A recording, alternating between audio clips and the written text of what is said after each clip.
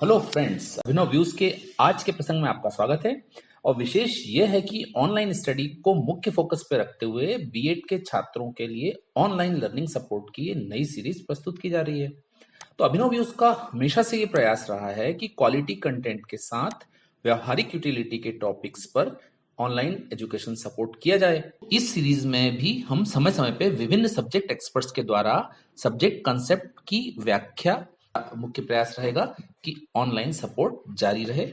So keep watching अभिनव views. इसे subscribe अवश्य करें। बेल आइकॉन प्रेस करने से हमारे नए वीडियोस फीड हैं तो आप तक तुरंत प्रस्तुत होंगे। आज के वीडियो में एनालिसिस के लिए लेसन प्लान्स की कंसेप्ट पर चर्चा करेंगे। फ्रेंड्स, बात करते हैं लेसन प्लानिंग पर। सबसे पहले समझना बहुत जरूरी है कि लेसन प्लानिंग की जरूरत क्यों पड़ी। प्लानिंग से सीधा आशय ये है कि जब भी हम किसी प्रोजेक्ट पर जाते हैं तो हम अपनी सारे जितने रिसोर्सेज हैं उनको कॉन्सेंट्रेट करके कम समय में आउटपुट लेना चाहते हैं। सब कुछ वैसा ही है यहाँ। अर्थात पाठ योजना भी एक वैज्ञानिक रूप से क्रमबद्ध तैयारी को ही कहा जाता है। वैज्ञानिक रूप कहने का अर्थ ये कि इस पाठ्य योजना में बालक का जो पहले से अर्जित ज्ञान है, कुछ जो नया ज्ञान देंगे, जो हमारे पास साधन है, सामग्री, सबका समन्वय करके हमारे को जो एक कालखंड मिला है 40 मिनट का, उसमें हम ऐसा बेहतर प्लान करें कि हम सारे रिसोर्सेज लेकर के ज्ञान का ट्रांसफर कर दें जो हमारा उस दिन का टॉपिक है। एक ये फेयर इनफ विवरण देता है कि शिक्षक ने किन किन साधनों से कक्षा में एक निश्चित कालखंड के अंदर जो उपलब्धियां उसे प्राप्त करनी थी वो शिक्षण की उपलब्धि प्राप्त करी है। तो पाठ योजना या लेसन प्लानिंग वास्तव में एक सटीक तैयारी है जिसमें जो टॉपिक लिया है उसकी विषय वस्तु और उसके उद्देश्यों को भली भांति समझ लिया जाता है, सारे इनोवेशंस का संयोजन कर लिया जाता है। तो पाठ योजना ऐसी होना चाहिए जो छात्रों को उस पाठ के प्रति रुचि बढ़ाने में सहायक हो, साथ ही उसका कुछ इन्हेंसमेंट होना चाहिए। इसका आशय है पूर्व में जो उसका पाठ है, जो उसको नॉलेज है, उसके ऊपर जो नया नॉलेज हम दे रहे हैं उसका एक उचित संबंध तारतम्य स्थापित हो।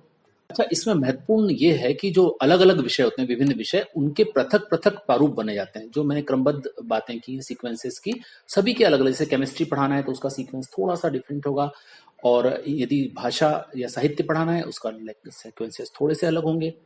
इनकी सहायक सामग्रियां भी विषयवार अलग अलग हो सकती हैं। जैसे ज्योग्राफी में हम मैप्स, पृथ्वी का मैप या क्षेत्रीय राजनीतिक मैप वगैरह का इस्तेमाल करेंगे, जबकि केमिस्ट्री के बारे में हम कोई आवर्त सारणी का टेबल या केमिकल कंपोजिशन वाले चित्र, टैलीज, डिफरेंट चीजें यूज कर सकते हैं सहायक सामग्री की तरह।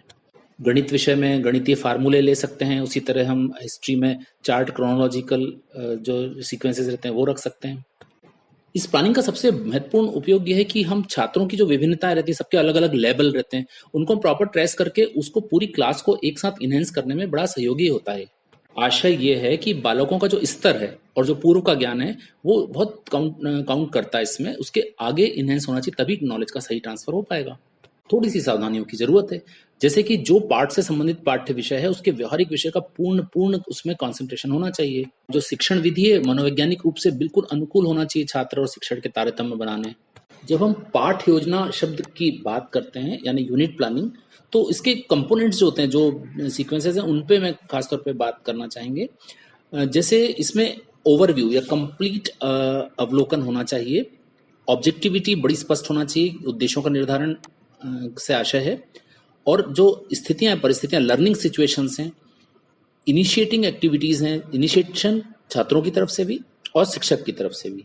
इसी तरह जो लर्निंग एक्टिविटीज हैं जिसको हम अधिगम क्रियाएं कहते हैं, तो अधिगम क्रियाएं भी जो है वो अकॉर्डिंग टू हमारा जो एक ट्रांसफर का जो शिक्षा का उद्देश्य है, शिक्षक और छात्र के बीच तारतम्य स्थापित होना, उसके अनुकूल होना चाहिए।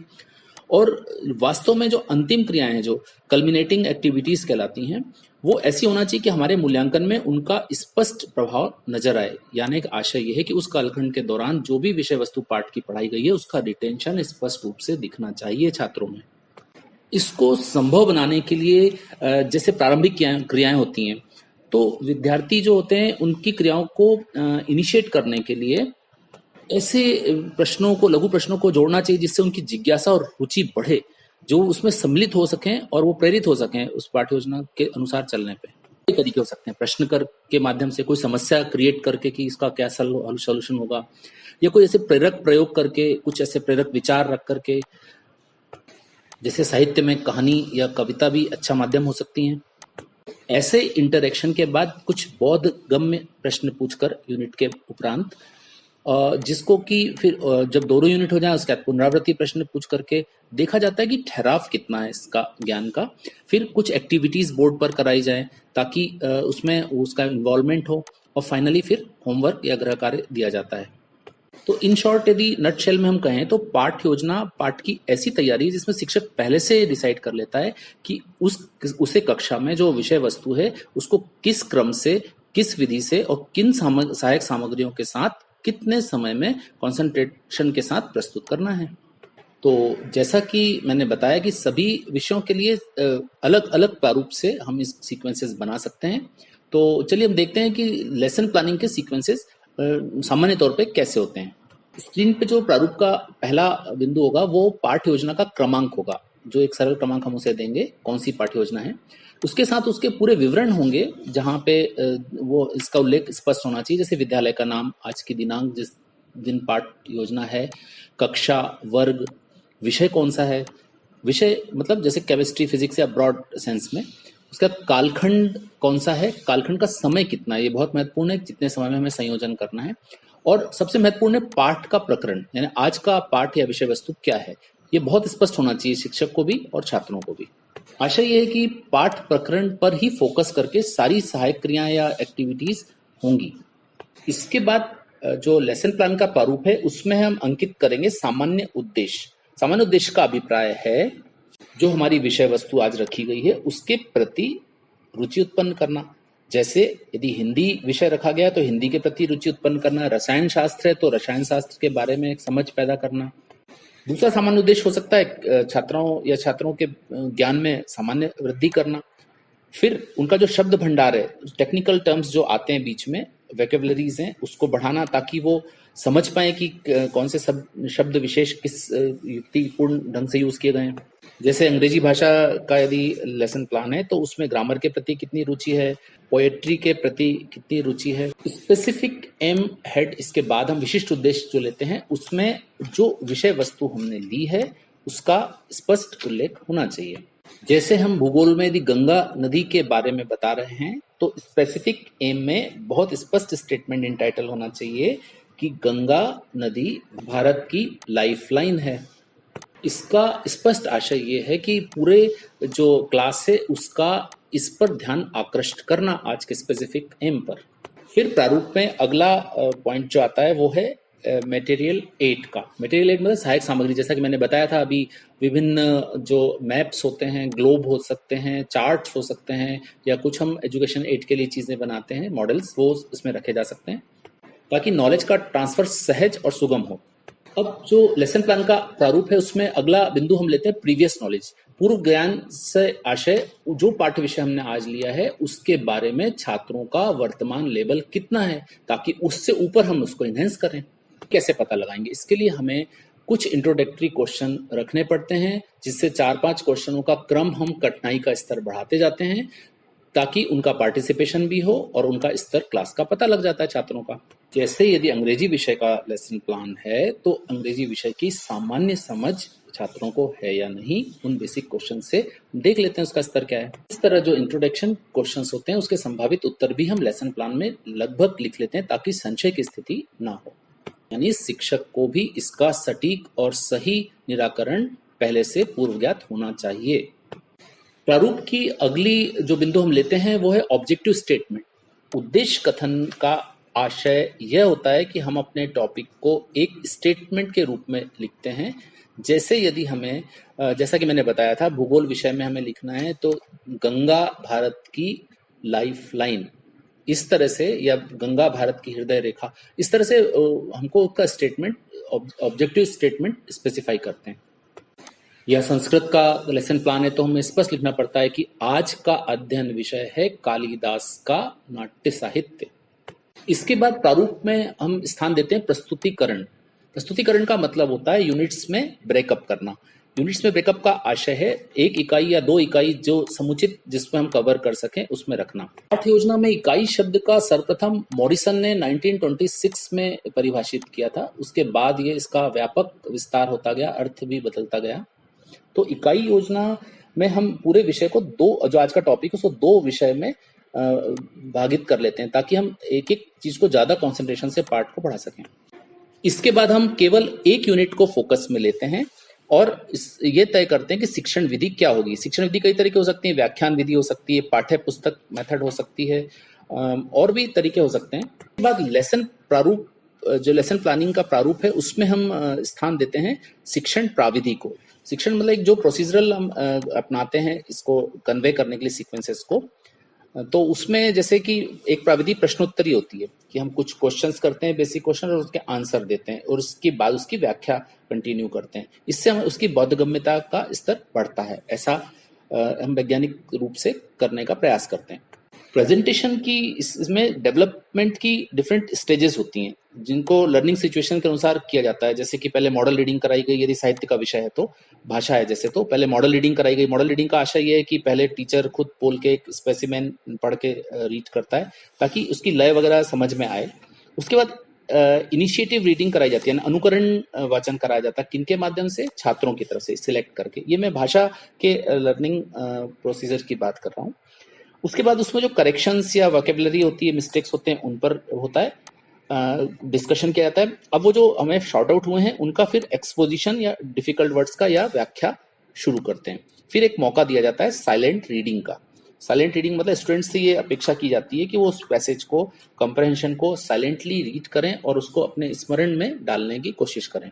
कुछ विषय ऐसे होते हैं जिनमें रीडिंग का विशेष महत्व नहीं होता, तो वहां पे हम शिक्षण विधि, व्याख्यान और प्रदर्शन में लेते हैं, जिसमें हम प्राविधि प्रश्नोत्तरी तो रखते हैं पर कथोपकथन विधि मतलब हम किसी एक टॉपिक को लेके, स्टेटमेंट को लेके उसके एक्सप्लेनेशन और सीक्वेंशियल क्रोनोलॉजी पर हम ज्यादा ध्यान देते हैं। इतिहास, नागरिक शास्त्र, अर्थशास्त्र ऐसे विषयों में इसका प्रयोग किया जाता है। एग्जाम्पल, यदि हमारा विषय जो है, पाठ्य विषय, वो रसायन विज्ञान से संबंधित है और हमने जो पाठ्य लिया है वो धातु या मेटल के मेटालिक गुणों के बारे में बात की है, तो हम उसमें सीक्वेंस में जब व्याख्या करेंगे तो शिक्षण के जो हमारे बिंदु होंगे वो क्या होंगे? उसकी परिभाषा, व्हाट इज द मेटल, और उसके बाद धातु के उनके फिजिकल प्रॉपर्टीज क्या हैं, केमिकल प्रॉपर्टीज क्या हैं, एक सीक्वेंस में उसकी पूरी व्याख्या करेंगे। अब यहाँ जहां सीक्वेंस में कोई डिफिकल्टी आएगी उसको हम व्याख्या के दौरान उसका निराकरण करेंगे। अच्छा, ये है कि शिक्षण प्रविधि में हमें ये देखना होता है कि उसमें छात्रों के व्यवहार में क्या परिवर्तन होता है। जो बिंदुवार हमने शिक्षण में व्याख्या करी है उससे व्यवहारों में क्या परिवर्तन हो रहा है, शिक्षक की क्या क्रिया हो रही है और छात्रों के द्वारा क्या क्रिया की जा रही है, और प्लस ब्लैक बोर्ड जो है वो उसके साथ उसमें जो एक्टिविटीज हो रही हैं उनमें एक प्रॉपर कोऑर्डिनेशन होना चाहिए। जैसे मैंने बताया था, यदि अब हमने किसी मेटल की परिभाषा दी थी, व्यवहारगत उसका ये अपेक्षा की जाती है छात्र से कि उसके बाद, इतने डिस्कशन के बाद, वो धातु को या मेटल की प्रॉपर्टीज को या परिभाषा को ठीक ठीक व्यक्त कर सकेंगे। और शिक्षक की क्रिया ऐसी हो सकती है कि वो इंक्विजिटिव क्वेश्चनिंग कर सकते हैं, कुछ हाथ में मेटल का पीस लेकर के पूछ सकते हैं व्हाट इज दिस। छात्रों की इंटरेक्शन ये स्पष्ट करती है कि उनको नॉलेज का ट्रांसफर हो चुका है। यदि वो प्रॉपर आंसर देते हैं या उसके नजदीक भी पहुंचते हैं तो इसका अर्थ ये होता है कि इंटरेक्शन जो अपेक्षित था वो हुआ है। उसके मेमोरी रिटेंशन को स्थायी करने के लिए फिर ब्लैक बोर्ड पर उस एक्टिविटी के सपोर्ट में जो डेफिनेशन है, चित्र हैं, फिगर्स हैं, कुछ भी एक्सप्लेनेशन हैं, वो कर दिए जाते हैं ताकि वो स्थायी रूप से रिटेंशन में आ जाते हैं। शिक्षण की प्रविधि के बाद हम स्थान देते हैं बोधगम्य प्रश्नोत्तरी। बोधगम्य का मतलब होता है कॉम्प्रहेंसिवली कितना रिटेंशन अभी तक छात्र के पास अपेक्षित था। तो बोधगम्य प्रश्नोत्तरी में हम कुछ क्वेश्चंस का सीक्वेंस जो 3 और 5 हो सकते हैं, जिस यूनिट की हम स्टडी करा रहे हैं उस यूनिट पर आधारित कुछ प्रश्न करते हैं जिसके पूर्व आंसर हमारे पास होते हैं, मॉडल आंसर्स, उनके साथ हम उन्हें मैच कराते हैं। ये एक तरह के क्लास अप्राइजल की तरह होता है जो ये स्थापित करता है कि कितना उनका नॉलेज इनहेंस हुआ इस पूरे कन्वर्सेशन के दौरान। बोधगम्य प्रश्नों के उदाहरण ऐसे हो सकते हैं कि कोई ऐसी मेटल्स बताइए जो खनकती हो, जिसमें मेटेलिक साउंड हो, या कुछ ऐसी मेटल्स बताइए जो लिक्विड फॉर्म में हो। इस तरह की क्वेश्चंस बोधगम्य प्रश्न हो सकते हैं जो इंक्विजिटिव रूप से रखे जाएं और छात्रों से अपेक्षा की जाए कि वो उसका आंसर दें। जैसा कि मैंने बताया, इसमें कठिनाई का स्तर बढ़ा सकते हैं। 3 से 5 क्वेश्चन के बाद हर एक का लेवल बढ़ाकर देख सकते हैं कि डेप्थ ऑफ नॉलेज कहाँ तक रिटेन है। बोधगम्य प्रश्नों के बाद एक जनरल आइडिया लेने के बाद उस यूनिट को फिनिश करके हम दूसरी यूनिट में इसी सीक्वेंस को फॉलो करते हैं। जब दूसरी यूनिट में इंटरेक्शन पूरा होने के बाद बोधगम्य प्रश्नोत्तरी हो जाती है, एक साधारण अप्रेजल हो जाने के बाद हम इसमें से ओवरऑल फर्स्ट और सेकंड यूनिट मिला करके पूर्णतः पूरे जो आज का टॉपिक था उस पे पुनरावृत्ति प्रश्न करते हैं। पुनरावृत्ति प्रश्न या रिकैप्चुलरी क्वेश्चंस जो होते हैं वो वास्तव में दोनों यूनिट के जो अध्ययन की गई हैं उन पर बेसिक जानकारी के क्वेश्चंस हो सकते हैं, जैसे इलेक्ट्रिक फ्यूज मेटल के ही क्यों बनाए जाते हैं। पुनरावृत्ति प्रश्नों से एकदम फेयर आइडिया होता है कि क्लास का जो नॉलेज रिटेंशन है वो कहाँ पर है, क्योंकि वो नॉलेज का जो हमने अभी ट्रांसफर किया है उसका पूर्णतः उपयोग कर पा रहा है, उसके नॉलेज में रिटेंशन है, जो टॉपिक हमने भेजा था उससे हमारे उद्देश्य की प्राप्ति होती है। इसके बाद अगला जो प्रारूप में हम स्थान देते हैं वो इवेल्यूशन या मूल्यांकन अभ्यास वर्ग। मूल्यांकन से अभिप्राय ये है कि हम उन्हें कुछ ऐसा कार्य करने के लिए देते हैं, जैसे बोर्ड पर आकर के चार्ट बनाने के लिए या इस तरह के कोई कार्य देते हैं जिससे कि वो ऑन स्पॉट उस पर कार्य करके अपना प्रेजेंटेशन दे सकें। ये जोड़ी मिलाना या कोई खालिस्तान भरना या कोई अधूरे चित्र को पूरा करना, चार्ट की फिलिंग करना, इस तरह से कई तरह से ऑप्शंस हो सकते हैं जो जिसके आधार पर हम मूल्यांकन अभ्यास कार्य से उनका इवेल्यूशन कर सकते हैं क्लास का। लेसन प्लानिंग का जो अंतिम बिंदु ये होता है गृह कार्य। गृह कार्य से आशय ये होता है कि क्लास स्टडी के बाद ऐसा माना जाता है कि एवरेज नॉलेज रिटेंशन 6 घंटे के अंदर रिपीटिशन होना आवश्यक होता है, ऐसा मनोवैज्ञानिक आधार पर माना गया है। तो गृह कार्य उसी विषय वस्तु से जुड़ा हुआ उनको देना आवश्यक है। गृह कार्य से वो उससे कनेक्ट रहते हैं या रिपीटिशन उनके बाद भी जारी रहता है। तो जो टॉपिक स्टडी का पॉइंट था उससे संबंधित कोई भी टास्क जो क्वेश्चन आंसर के रूप में या कुछ जानकारी इकट्ठे करने के रूप में होता है, गृह कार्य के रूप में दिया जाता है, होम असाइनमेंट। इससे उनके नॉलेज का स्थिरीकरण करने में सुविधाजनक होता है। इवैल्यूएशन कार्य पूरा होने के बाद जो ये पर्यवेक्षण के लिए प्रस्तुत दस्तावेज की तरह हमारा लेसन प्लान होता है, जिसके पूरे सीक्वेंसेस को देखने के बाद हमारा जो मार्गदर्शक होते हैं या पर्यवेक्षक होते हैं वो उनको हस्ताक्षरित करते हैं। इस तरह आज का जो आयोजना रहती है लेसन प्लान की वो पूरी होती है। आयोजना सफल होने के साथ ही जो हमारा उद्देश्य था नॉलेज ट्रांसफर का, उसके हमें सफल परिणाम भी प्राप्त होते हैं।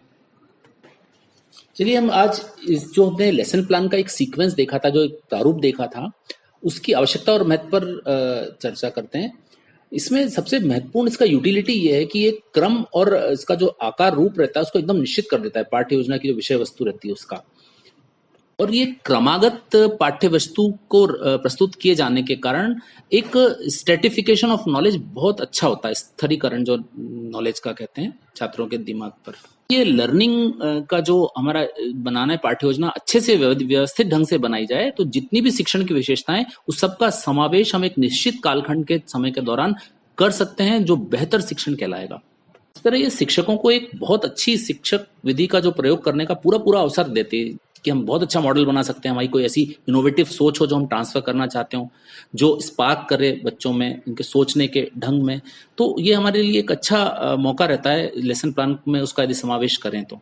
लेसन प्लान बनाने से पाठ्य विषय वस्तु का शिक्षक का पहले से एक रिवीजन हो जाता है, तो जो आने वाली समस्याएं हैं उनका वो पहले से ही पूर्व तैयारी में रहता है कि अच्छी पाठ्य योजना से जो उस सब्जेक्ट की कितना आवश्यकता और कितना महत्वपूर्ण है वो उसकी आवश्यकता पहले से तय हो जाने के कारण हम उस पर प्रॉपर फोकस कर पाते हैं, अच्छे उदाहरण पहले से सेट करके रखते हैं। दूसरा, एक सीक्वेंस में और रिदम में होने के कारण एक शिक्षा के लायक वातावरण का निर्माण होता है यदि अच्छी पाठ्य योजना कार्यान्वित हो रही हो तो। और शिक्षक और छात्रों का एक अच्छा इंटरेक्शन निश्चित रूप से शिक्षा के उद्देश्यों की पूर्ति करता है। ये एक अच्छी पाठ्य योजना आवश्यक रूप से एक शिक्षक को पूर्व तैयारी के साथ निर्धारित प्रक्रिया के अनुसार इसी प्रारूप में तैयार अवश्य करनी चाहिए। अब हम आगे के वीडियोस में अलग अलग विषयों पर प्रारूप बना करके और एग्जाम्पलरी प्रस्तुत करेंगे। इसमें अलग अलग विषय के विषय विशेषज्ञ आपकी सहायता के लिए ऑनलाइन उपलब्ध होंगे। Thanks for watching Abhinav views. इसे लाइक और शेयर करना ना भूलें। सब्सक्राइब अवश्य करें ताकि ये फीड निरंतर आप तक पहुंचते रहें। बेल आइकॉन को अवश्य प्रेस करें। Thank you very much.